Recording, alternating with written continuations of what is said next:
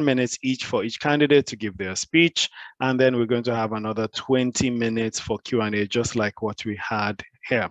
So I'll just quickly introduce each candidate, and then we'll hear their speeches. So I'll start off with Ibukun. So Ibukunolua Oyedeeji is the Chief Financial Officer of Ecobank Nigeria Limited. Prior to this, she was the country head of securities, wealth and asset management business for the Ecobank Group. She was also the managing director of EDC Fund Management Limited, a member of the member firm of Ecobank Group. Before joining Ecobank, Ibukun had worked with FBN Capital Asset Management, now called FBN Quest Asset Management Limited, as head of fixed income and money market department. She had also worked at Guarantee Trust Bank PLC, now GT Bank. Ibukun currently serves on the board of Action Microfinance Bank. In addition to this, she is the vice president of the CFA Society Nigeria. She also serves on the board of Personal Financial Planning GTE, a not-for-profit body registered by the SEC to promote financial planning in Nigeria. So that's Ibukun Oyedeeji for the position of president. I would like to now introduce Oladele, CFA. Ola is a BSc accounting graduate of the University of Lagos, Nigeria, with over 12 years experience in treasury and investment management. Her experience covers global and local macroeconomic analysis, debt service, securities analysis and investment, ALM balance sheets management, and fixed income security trading. She currently heads the global market team of Parthian Partners, a fixed income brokerage firm in Nigeria. She's a CFA charter holder and chairs the Gender Diversity Committee of the CFA Society Nigeria. She also holds the ACI Dealing Certificate and is involved in facilitating finance-related training and tutoring various courses in the CFA Level 1 curriculum. In addition, Ola is the founder of the Money Wit Club, a community of budding investors. She also provides personal finance, investment, and economic education to individuals through her YouTube channel, Ladele,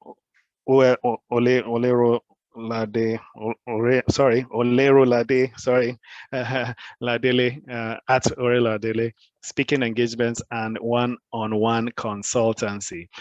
She's married with a son, and I would like to first quickly introduce again Ibukun to give her 10 minutes, not 5 minutes, 10-minute speech. Ibukun?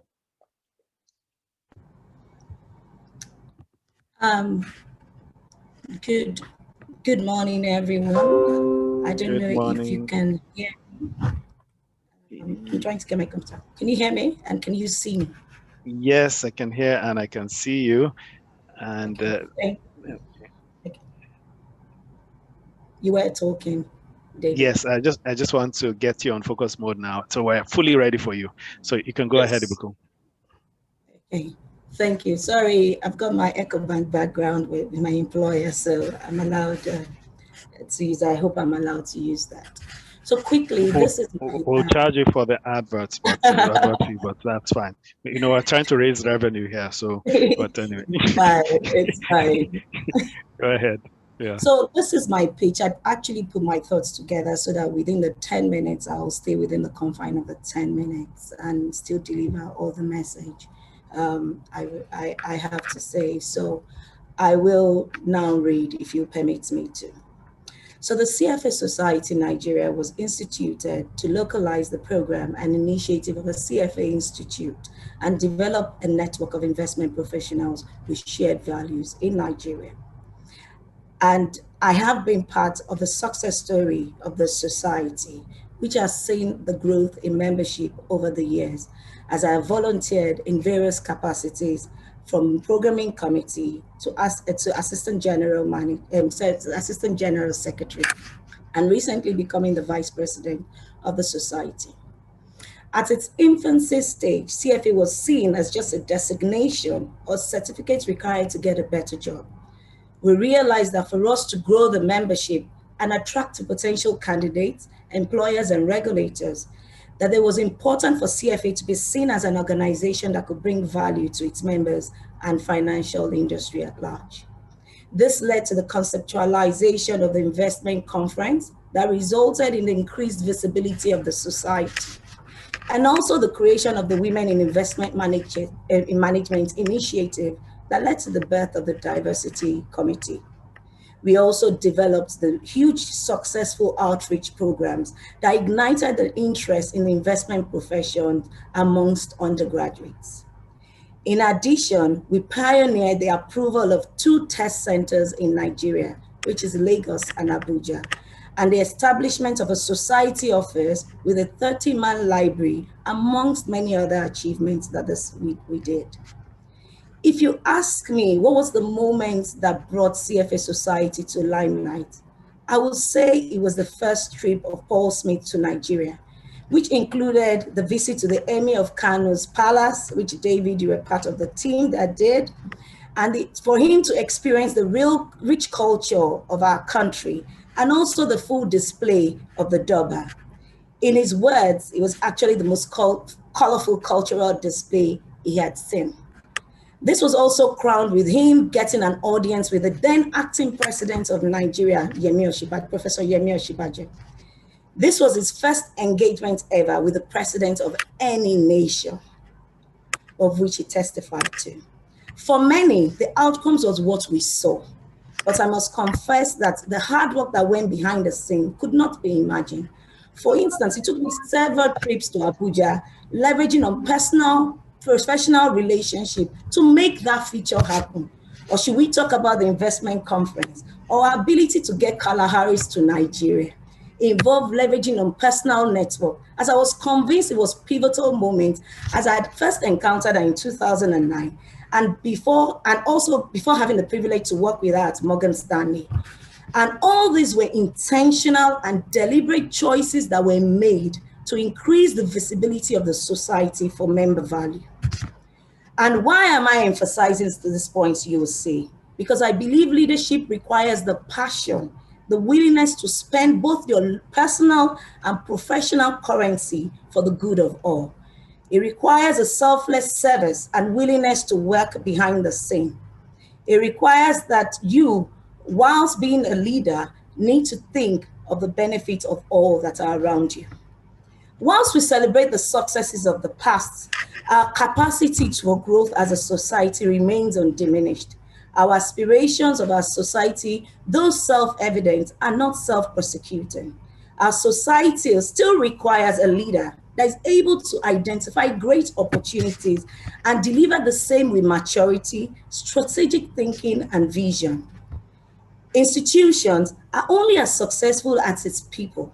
Therefore, my emphasis as president will only be on strengthening, will be fiscally on strengthening the membership's capabilities for increased influence in the industry.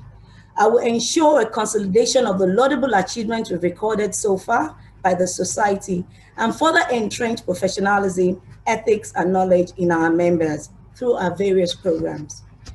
I think the events of 2020, which we all cannot ignore, has emphasized the need for us to maintain a disruptive scope. Organizations must keep skating to where defining performance components will be and never regard its current strategy as the perfect one. The society therefore would lead the charge towards setting standards for disruption in the capital market, with the mindset that disruption is typically an opportunity long before it becomes a threat to the society, to the market. My initiatives will be driven by the strategic goals in our 5-year roadmap, which will evolve with a shift of focus on our members and industry or society. What are these goals? 1, to deliver member value. 2, to develop future professionals. 3, build market integrity through advocacy. For member value, what are the initiatives we'll think about? 1, promote diversity and inclusion across gender, age, status, and ensure equal opportunities at all levels for our members. We'll also establish pathways to accelerated leadership status from our members through collaboration with globally recognized fellowship. An example is the Aspen Fellowship, of which I'm a member. We'll expand the society's mentorship program to provide avenues for meeting peers and industry leaders in order for us to extract their professional experience. This will also involve us bringing in C-level professionals from global investment banks with targeted focus on learning from their mindset and the qualities required to run certain technical and leadership roles. In terms of our future professionals, we will expand the awareness of the designation and examination within the Nigerian universities by promoting investment clubs on campuses. This will in turn create a pool of potential professionals for our industry. We'll also ensure we continue to develop and improve the environment where members can be encouraged to update their skills, whether both technical, interpersonal, and other soft skills. And this is to ensure that our members remain relevant to the society and continue to have impact thereof. In terms of our advocacy, one thing that I'm passionate about is for us to support the Nigerian government's financial inclusion mandate by collaborating with the various vehicles that promote this initiative without compromising our ethical values and integrity.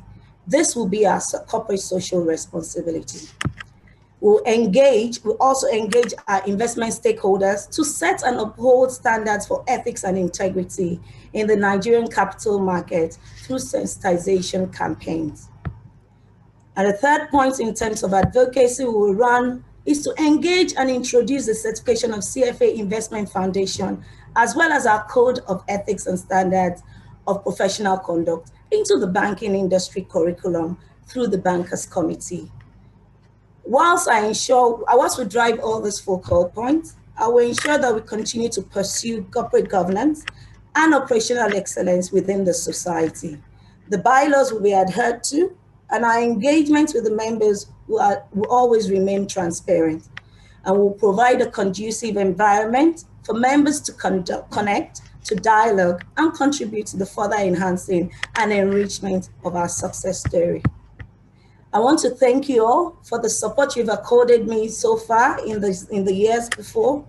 Now more than ever, I think I need your collaboration for us to jointly make our society a fulcrum of impact and relevance. I commit to serve this society with the same passion and perception of the past, and I look forward to working and serving you all. Thank you very much for listening to me. Thank you. I hope I was within time, Dave. Very well. 1 minute, you even had a minute to spare. So thank you very much, Ibukun. And I would like to just jump straight to Ola.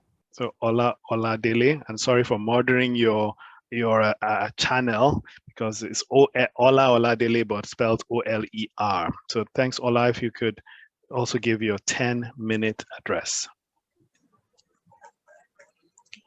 Good morning, everyone, and thank you for having me, and thank you for this opportunity. My name is Ola Oladele, and I'm running for President, CFA Society Nigeria. I remember when I joined the society at the first Charter Award ceremony held at 4 Point in 2013. I remember hearing the challenge of getting 50 people together to form the society, and it's really amazing how far we've come from there. In 2017, a few months into the outgoing leadership tenure, a call was made to join an about to be formed Women in Investment Management initiative. For me, it was advocacy and supporting women in one package. So I jumped at it. And somehow I was voted in as the chair to lead an A-list team of 17 people. And we had 4 heavy tasks to deliver on, and we were there for it. The first thing we did was to document all the tasks, the processes, the guidelines, everything around those tasks. And then we set to work. The first task, commission a benchmark study of the best practices for women in Nigerian industry, and it was done. The next one was to recognize investment companies that were supporting women at an award ceremony. We did it, and we will do it again. The next step was the next initiative was to set up a mentoring program for women, connecting our members to senior women in the industry. Done and ongoing. Another thing that we're tasked to do was to create an endowment fund and award CFA exam scholarship for deserving women. We've done both, and it's still ongoing. We delivered and are still delivering on all our activities. You will agree with me that the activities of the gender diversity team has been a major highlight of the outgoing leadership's amazing success story. I led that team and have received local and institute level recognition for my efforts. It took selfless commitment, ingenuity, leadership, dedication, and burning the midnight candle to achieve these. But when I see the impact on the society and women, it was worth it. Back to the elections. Think of all the costs, sleepless nights, stressed relationships you had to endure to get the charter. Was it just to get the 3 letters behind your name? I don't think so. We have a community and we have a society really that has more value than what we tend to draw from it right now. Under the past leadership, we have witnessed amazing strides in establishing the society. The 2018 investment conference, of which I was part of the planning committee, was a huge highlight. And we also have an amazing success, which I regard as one, the hiring of the CFA, the CEO for the society office. But now with all those achievements, it is time to take the society to the next level. Of course, please excuse that phrase. It's becoming quite popular, but for the wrong reasons. Now, if you vote me in as president, I promise you 3 things: community, visibility, and advocacy. We have people, for community, we have people doing interesting things, but in silos.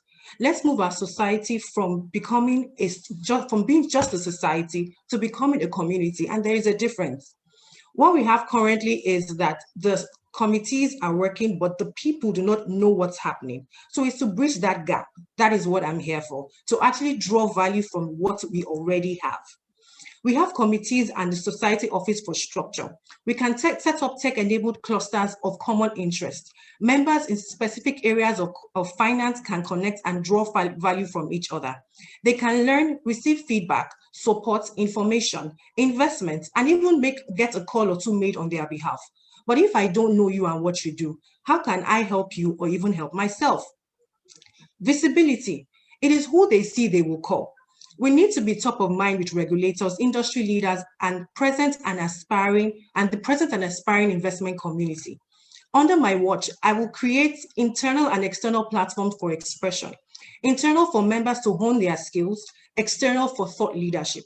We will leverage on existing print media relationships and, of course, intensify our social media presence. This will provide visibility for all our activities like the CFA Investment Foundation Program and even our university relations programs. A lot of these things will gather more momentum and even we'll have people calling us for them if they could see what we were doing. Finally, advocacy. With a strong community and being top of mind, advocacy becomes easy. As we begin to make our value visible to the world, it is easier to push for having a CFA designation as a requirement for certain roles within the industry. Beyond the advocacy mandate of the Institute, we will be at the forefront of conversations and policy development in every space that we have members. With our platform, our members will naturally become leaders in their area of focus. We would also engage with the Nigerian government with our definite stance of ethics and professionalism, and they will be sure to listen to us because we have shown that we have value. When these 3 are achieved, learning and growth, career progression, board appointments, and extreme pride from the first 30 will be a natural consequence. If this sounds like your vision for our society, then my name is Ola. I'm running for president. Vote me and let's move our society forward. Thank you. Thank you, Ola. Thank you very much for that. And I would invite Ibukun, and we're both going to spotlight you both so that we could now go into the second stage, which is now the Q&A. And I would like to ask everybody to please ask questions. This is a critical role for our society, and it's good you ask questions, and let's hear from both candidates on how they address the points. I would like to say a big thank you to both candidates. I'm really proud to be a member of this society. We have such a huge, very strong set of candidates for all the roles, and I know that we would really reach the next level, so to say. Yes, but let me briefly give you a description of the role by the bylaws, what the role entails by our bylaws. But please start asking questions, type in the chat, or everyone go to the chat. You should have questions to ask. We need to ask questions. It's going to be a 20-minute session for the Q&A, 20-minute session. So ask your questions. Let me quickly overview of the role. So the president shall be the chairman of the board of governors of the society and will ensure the board provides broad strategic direction to the management. He or she, which is she, right now, shall preside as chair at all meetings of the members and board of governors, be an ex officio, non-voting member of each society committee, and have such other duties and powers as prescribed by the bylaws, the articles of incorporation, the board, and by law. It shall be the president's duty to effectuate all orders and resolutions of the board. So this is generally the description of the role by the bylaws. And now I'll now move to questions.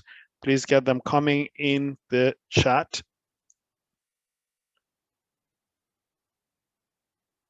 So I have a first question. I'll ask first question from Myro.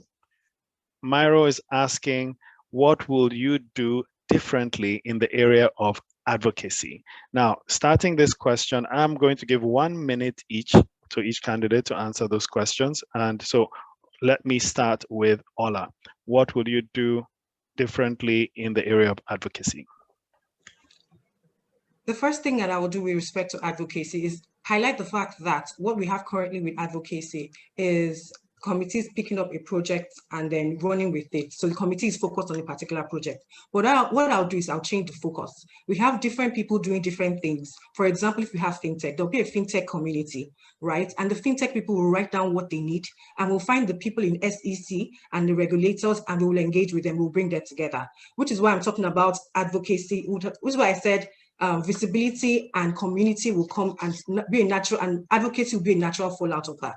So we'll look at what we have right now and we'll give the people in our community a voice. We'll get them together, make them one voice, and we'll engage the people we have within us. They'll give us guidelines and we'll present to the regulators or whoever we need to advocate with. Thank you very much. Thank you very much, Ola. Ibukun? Okay, in terms of advocacy, one of the things very similar to what I said was that there's a pool of resources. So if you look at the CFA Society, we've got our members in the regulators, within the regulators. We've got strong connections within the investment world, whether in the banking or in the asset management or pension or even in the insurance space. We've also got a community in the fintech, all this coming together. But the key thing that we've not done in terms of advocacy, which I think will be different, is the implementation of the strategies that we've spoken about.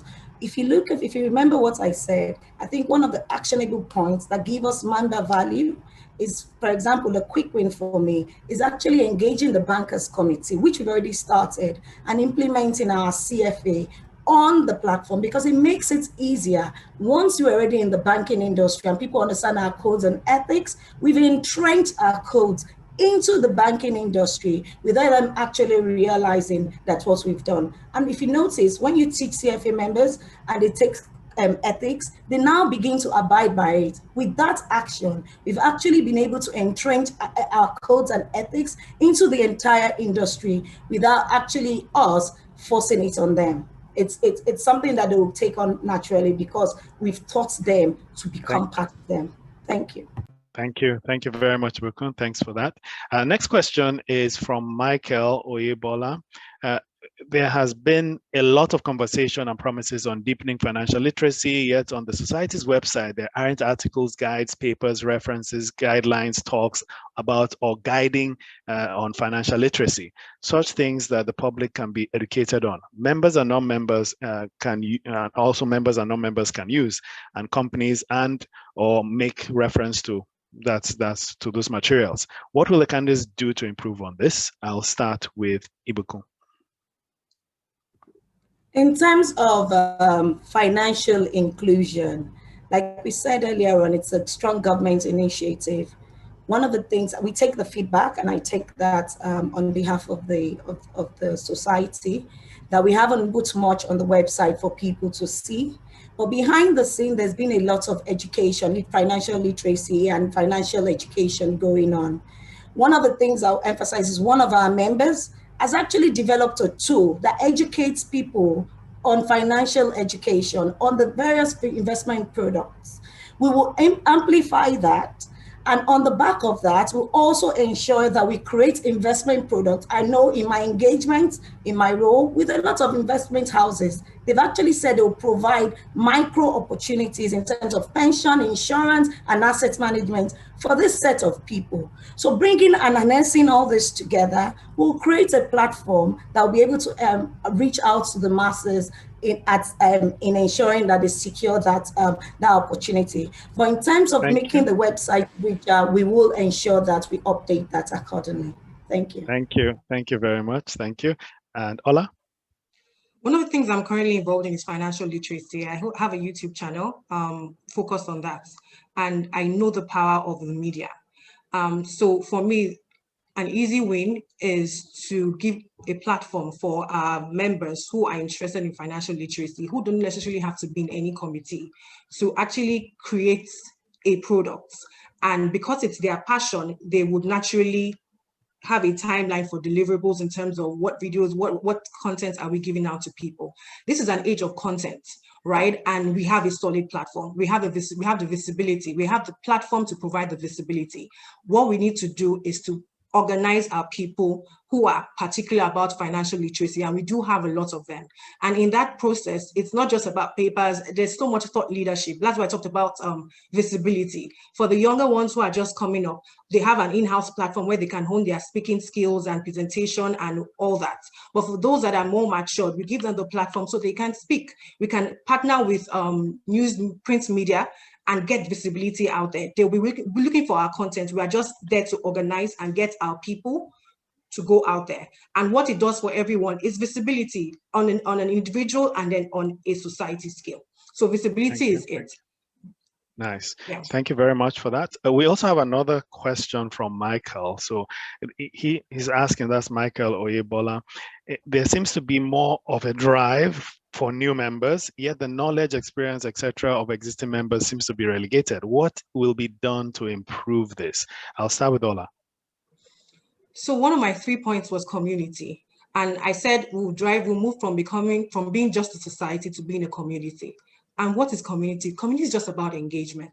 Community is about drawing value from what you already have. And it's as simple as find a platform where everyone in a particular space can come together. And we know, and another thing also is data. So we'll give out questionnaires and all that to know interest that people have. And so we can put them in those clusters for communication. When you have data, you know what people have and are willing to provide to the society, or we can draw from them, or the value we can give to them. Once you have that data, then it's easy to give member value where they really need it. And in doing that, there will definitely won't be any conversation around relegation.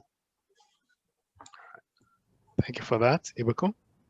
So in terms of the existing society members, one of the things in the feedback, which was one of the points I made in my presentation, was there's a need, while the CFA has actually given them the technical expertise in terms of book to pass the exam, the practical experience has actually been missing because those trainings have not continued with them. One of the initiatives in which I was still talking about last night, is the fact that we will get the experts in the industry, both locally and internationally, to begin to teach our people on the practical examples of how do you do stock picking? How do you ensure you allocate into the various classes adequately? Also, away from that, one of the key things that we seem to see an area of improvement on is the fact that people need to have the soft skills. The communication skills has become very important, especially for our members, because they're known as technical experts. We now need to transition them to become leaders in the industry. This cannot only be achieved, not with the technical skills, but with the managerial and intellectual skills, emotional intelligence, for them to be at this level. These are all the things in my collaboration that I'm going to implement in the society. Thank you. Thanks a lot. Thanks a lot for that. A question from Abiodun. Abiodun is asking, on advocacy, where do you see the CFA Nigeria Society in 4 years' time? You can be specific to SEC or CBN. I'll just start with Ibukun. 1 minute. I think if you say CBN, I would say we have a good one there. The reason why I would say that is CBN, if you look at the data of CFA, we have the largest number of our members within the CBN at the moment. And I know with previous engagements with CBN is one of the largest promoters of our designation with the various visits I've done with the board in ensuring we emphasize and sell the society and the value to the regulators, both the SEC and the PENCOM and central bank. So in terms of advocacy with CBN, I think it's going to be, it is a collaboration. It's going to be a collaboration because as we see our regulators, they've actually begun to respect our thoughts. We have MOUs with them that we've signed. We actually teach in their institutes to educate the people on what is required and our ethics and our codes of conduct. So really, in terms of the advocacy on getting the results from these three major regulators that regulate majority of our members, I see a more collaborative approach and a win-win situation for both parties because they need us right now for the ethical values. Thank you. Thank you, Ibukunolua. And Ola? Thank you. With respect to regulators, what I have found is that they always need solutions. So whilst we have a good relationship with them, in speaking about thought leadership, one of the things that we need to focus on is actually providing solutions. As long as you have the solutions for your regulators, you have their ears. And so in driving our community engagement, in driving our visibility, one of the things that we would focus on is looking at what is a problem, a pain point for this department in this SEC or in CBN, and sitting down to do a think tank and sending a letter saying, we think this is a problem, this is what we think you can do about it. With that, after a while, they will start calling you to the table to make when they are trying to make decisions. That has been my experience with engaging regulators. And we have the people, we have the brains. It's just that bridge to communicate with them, to have a structure for communication with our regulators. And of course, we have our members there, so it's an easy win once we start off. Thank you for that. And another question, this is really an anonymous question, but you are two very busy women. How will you create the time to discharge the role of the president? It requires a lot of time and commitment. Will you have the time to do this job? Let me start with Ola. Yes, I do. Amazingly, I thought about this before I started the campaign and all that. I just finished a program at Oxford and State Business School. And I just said the time that I dedicated for that program, I'm just going to push it over and allot that time to the society. I also understand because in running the gender diversity team, leading the gender diversity team, it took a lot of time. And then of course, this is broader. So I know what it takes and I know that I have the time. I have seen the time to commit to the society and that's not an issue. Thank you for that. Ibuku? I think in my role as the vice president of the society and the previous role I've engaged on, for those that were close to the society will know how deeply involved I was in the strategic thinking, in the implementation, in the setting up of the agendas and the solutions that we've given the society, not only in terms of visibility, but also enhancing the skills of our people. So it's a natural transition for me. And that's because I've been deeply involved in it, really supporting Banji. And when I was Assistant General Secretary, supporting Shadi as well. So I'm not sure it will really stress my time because I've already allocated time to it in my schedule. But the key thing in this is delegation and empowerment. I run a very collaborative model of leadership. And what that means is I need to empower the people to be able to run and deepen the reach of the society and our spread across the nation. We have a lot of competent hands within the society who are willing to serve, who are willing to run. They just need the relationship and they're looking for someone to ginger them and empower them to do this. A lot of things like that. I know with me, should I win the position, there are already a lot of society members that are willing to volunteer. Those phone calls are already happening, and I think that would be beneficial. Thank you. Thank you, Ibukunolua. Thank you very much. The next question is actually addressed to Ola. Please, can you elaborate more on your plans to move us from a society to a community? Okay, I believe I sort of already answered that question, but basically we would use technology. We'll create clusters. We'll first of all get data. That's the first thing. Get data on what are the commonalities in our community, what value do people need, and try and connect people within that. Of course, at that point, we would have different clusters and have people engaged in those clusters. And we would have the society office coordinate all that, and we'll see what the committees need to do. Well, basically, as people begin to engage with common interests, you find that people begin to know each other. And then what you find also is that I might be interested in financial literacy, but also interested in fintech. And so I will be in those two, and it's not necessarily demanding on my time, but the mere fact that I'm in those two means that I'm connected, people in those two are connected some way or the other, because if they raise an issue, I need someone here, I can do that there. Another thing that we can have also is a platform where people can drop their needs. I'm looking for someone with this kind of skills. Is there anybody that can help me? Not necessarily a job role, but I need a connect in this space. I'm working on this. Have that kind of data, know what's happening within your people.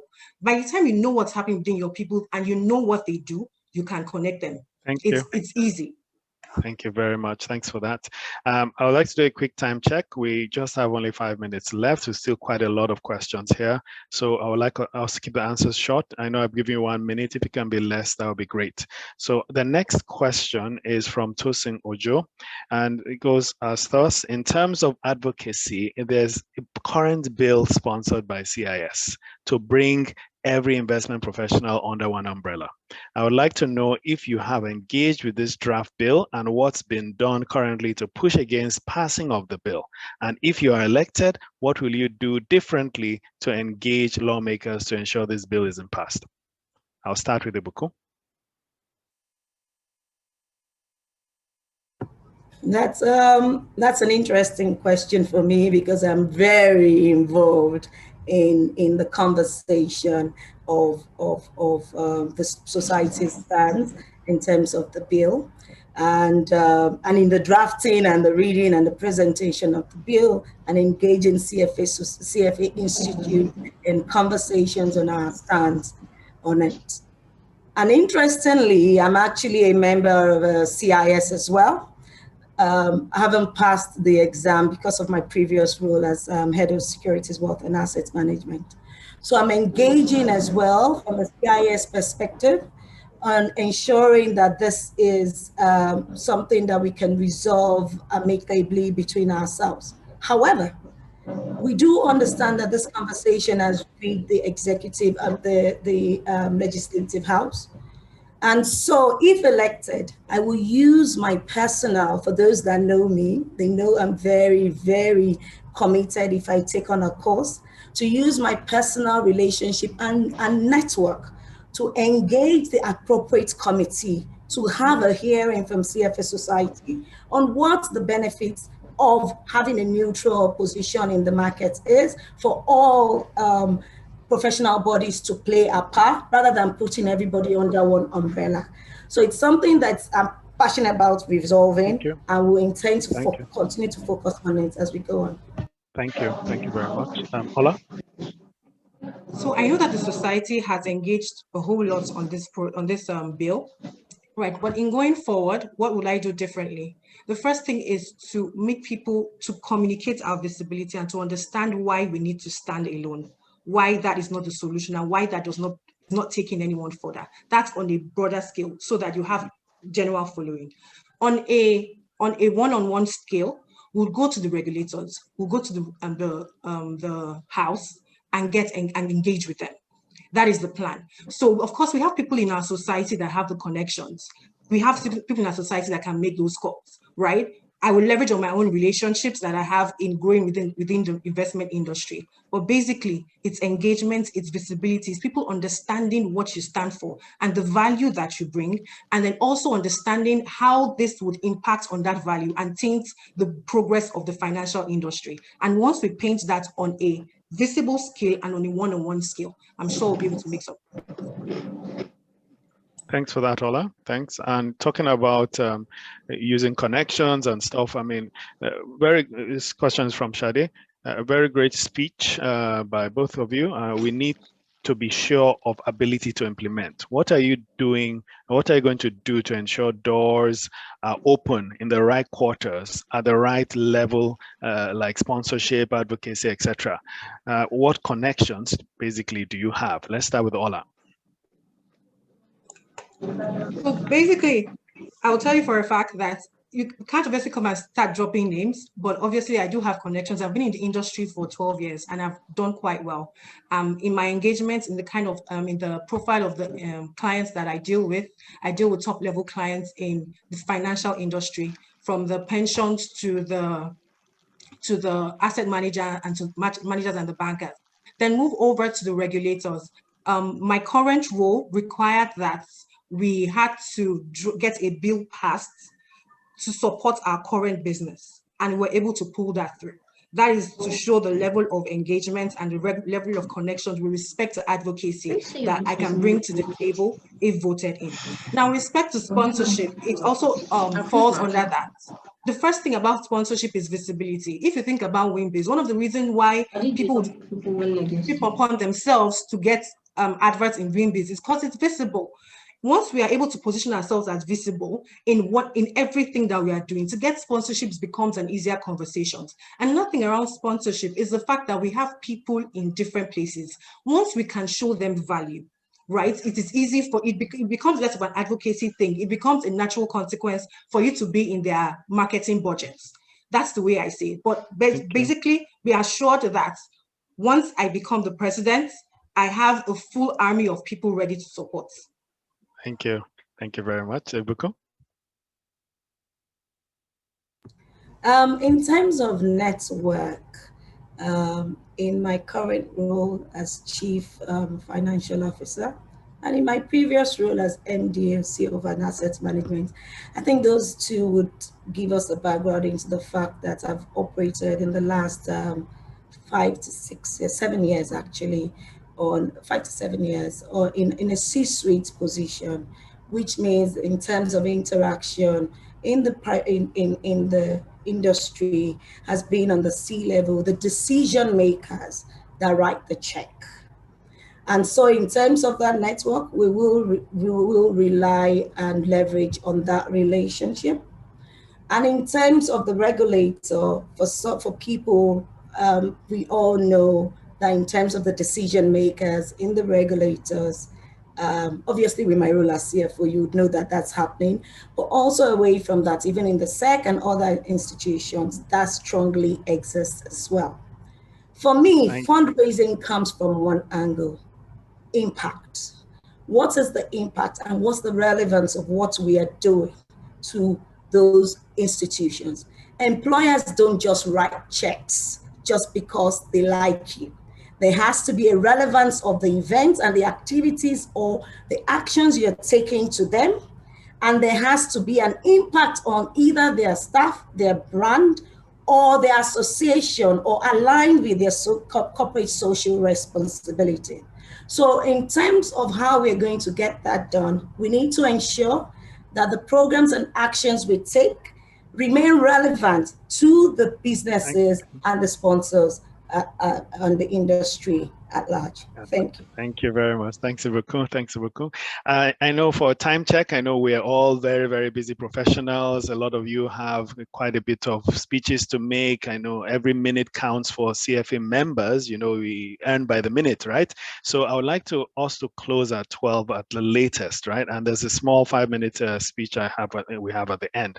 So I'm going to end at a lighter note. And I would like to say everybody else, all the other questions will be compiled and we'll send them to the candidates to answer and see how we can share those answers in a forum, in another forum.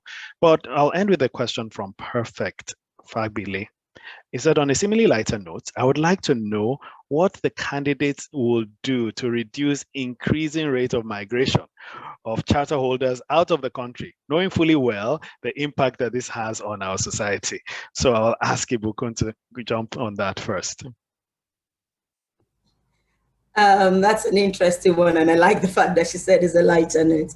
And the reason why I say that is because the decision on people leaving the country is based on, if you do a lot of analysis or if you ask them those questions, is really for the benefit of their children, obviously trying to get an international dual citizenship and ensuring that they give their children a better future, not necessarily them most of the time.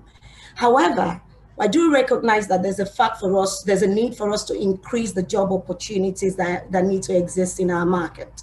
And one of the things that in CFA that we've not tapped, while we focused on portfolio management and we've driven that and corporate finance, we haven't actually deepened the job search in terms of wealth management. And that wealth management space, if you look at global platforms, that is where majority of the jobs in the international market exist.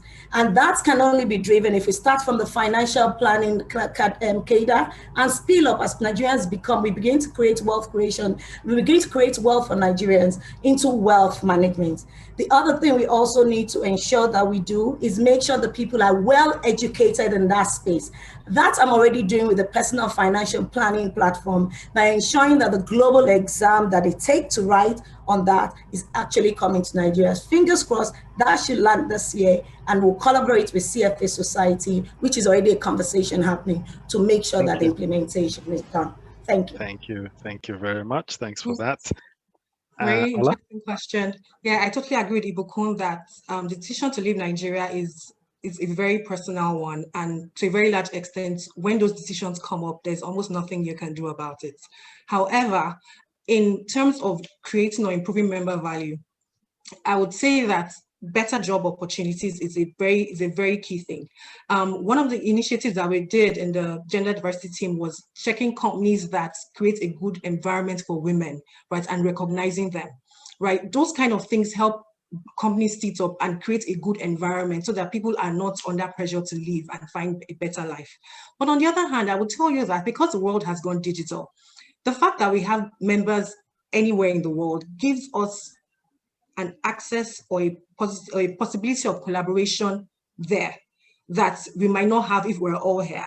So the question is, how do we benefit and draw value from those people? How do we ensure that they are not out of the country and feel disconnected from society? So my proposal for a digitally enabled society will keep those people in our society, even though they are not physically here. And then we can draw value, we can exchange, they can bring business opportunities, we can collaborate. There's so many things that can be done because tech is the new gold, right? And if we leverage on that, then as a society, we will not be depreciated or lose any value by our members leaving. Thank you. Thank you very much, Ola. And thank you very much, Ibukun. I will just give us 1 minute each to just close, just to close the session. Just give us your closing remarks for 1 minute each. I'll start with Ibukun.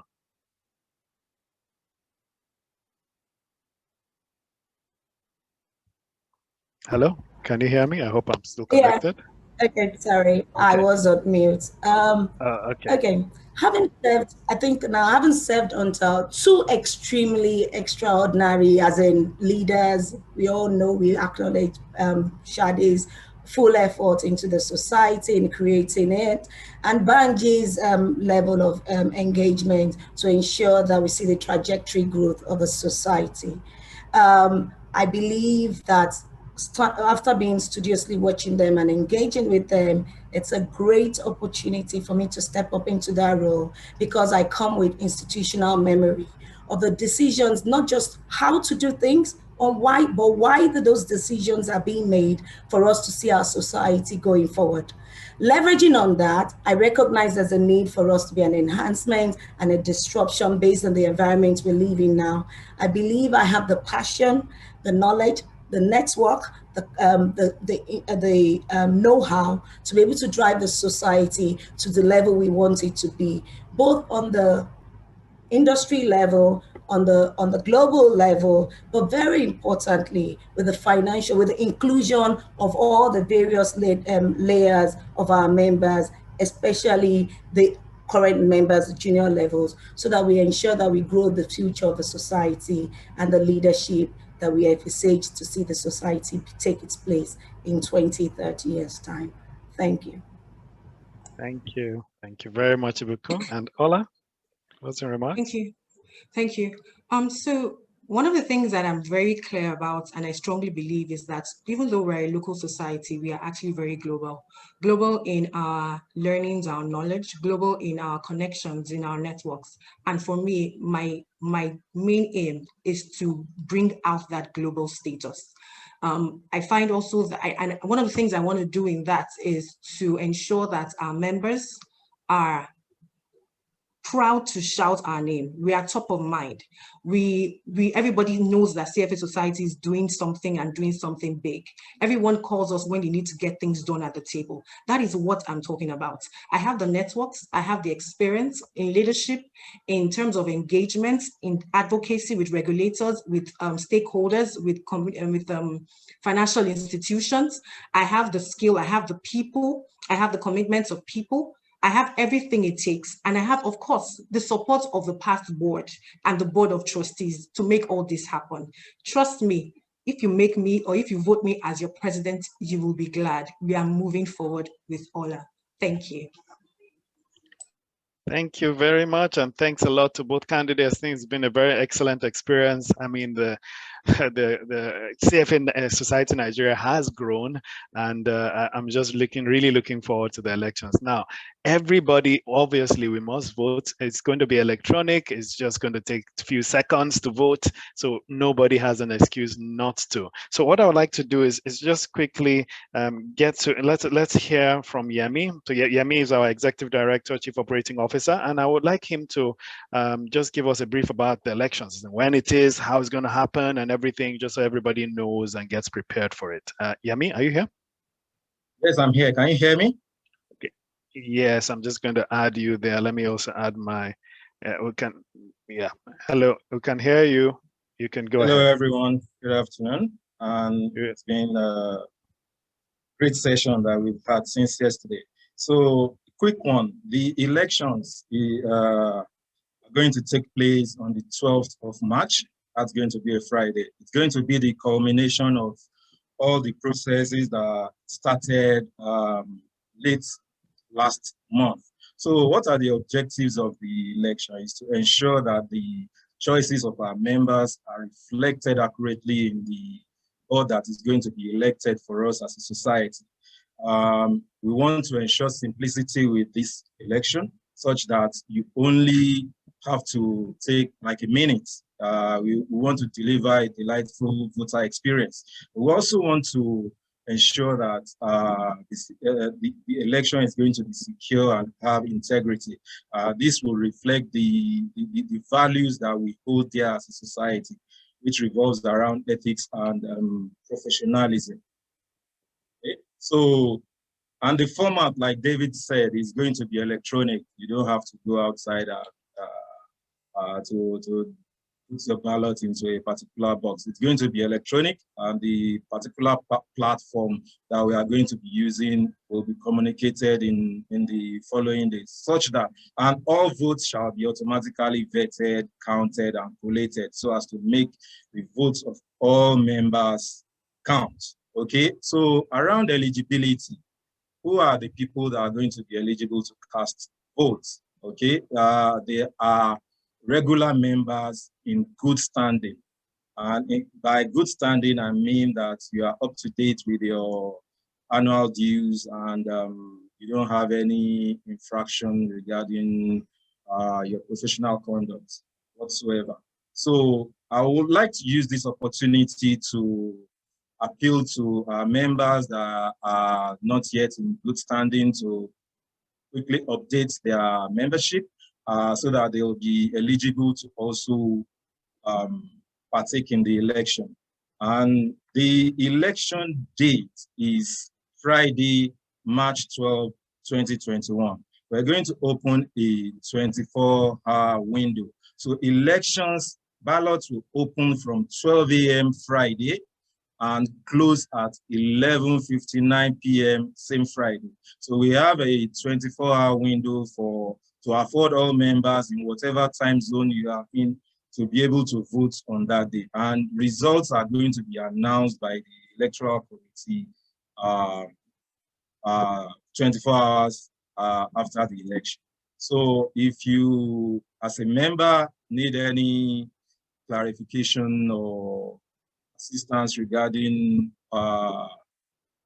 updating your status or around this election, you can reach out to us in the society office, and we shall be happy to render any assistance that you so require. David, you can. All right, so thank you very much, Yemi. Thanks a lot for that. And I would just like to say a very big thank you to everybody that participated in this. I would like to say thank you to the candidates that were here yesterday as well, and also today. So say big thank you. Thank you, of course, to Banji and everybody that had made this happen. Yemi, yourself and your team, and everybody in the current EXCO, current leadership that has made this a reality. Thank you to the candidates. Thank you to Folake Bankole for the position of treasurer. We have Musa Ibrahim for the position of general secretary. And then we have Kike and Wale, who are also vying for the position of assistant general secretary. And of course, today we had Chuka, Odiri, and Odumuyiwa for the position of vice president, and Ibukun and Ola for the position of president. Please do make sure, give it a day to actually spend a few minutes to cast your vote. And as Yemi said, you need to have paid your dues, right? So please do pay your dues so that you can actually cast your vote and contribute to the leadership and contribute to moving our society forward. I'd also like to state that, I mean, elections mean that somebody has to win and somebody will have to lose, but it's important that all candidates, and I'm sure they do, all candidates, regardless of whether they win or lose, we continue to contribute to their own quota to move our society forward. So I'll say thank you very much for everybody, and I'll see you at election day. Thank you, everybody, and bye-bye. Thank you very much, David. Thank you, everyone.